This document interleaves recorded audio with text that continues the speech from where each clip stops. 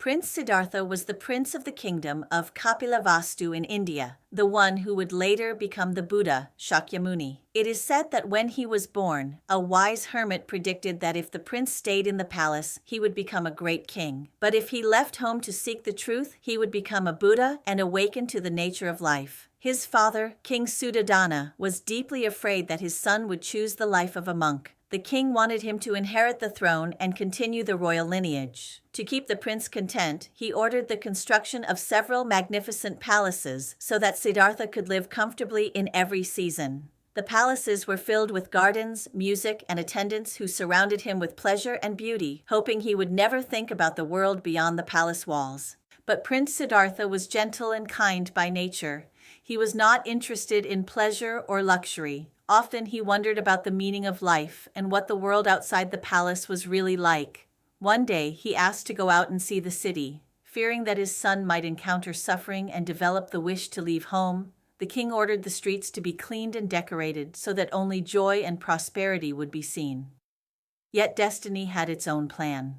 When the prince first left the palace through the east gate, he saw an old man with white hair, a bent back, and a walking stick. He had never seen anyone like that before and asked the charioteer, "What has happened to this man?" The charioteer replied, "He has grown old." The prince was shocked and thought, "So everyone will grow old, even me." He returned to the palace silently, filled with compassion and deep thought. Not long after, he went out again through the south gate and saw a sick man lying by the road, thin, weak, and suffering. The charioteer told him, "He is sick." The prince sighed.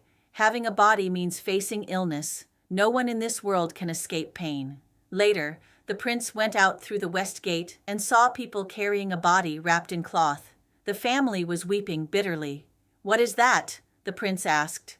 "That is a dead person," said the charioteer. The prince was deeply moved. "If there is birth, there must be death. No one can avoid it. Life is so brief and uncertain, and in the end all must part. If death only leads to rebirth and suffering continues again and again, when will it ever end?"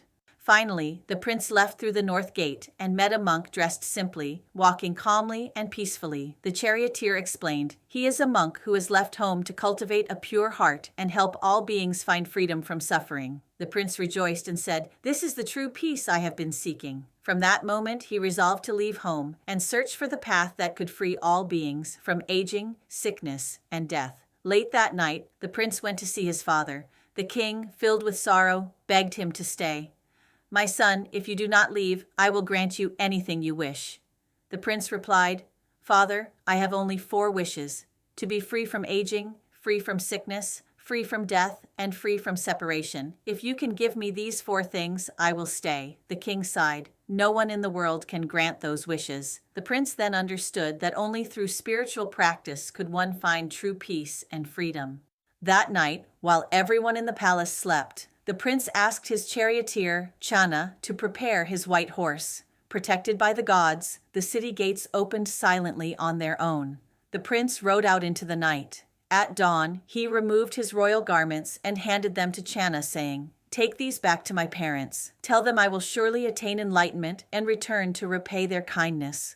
Channa wept as he rode back to the palace, and when the king learned his son had left, he was overcome with grief. Prince Siddhartha journeyed alone into the forest. There, by a quiet riverbank, he made a solemn vow. He cut off his hair, put on the robe of a monk, and began his life of practice. He vowed to find a way to end all suffering, a path that would help every being transcend birth, aging, sickness, and death, and discover true peace and awakening.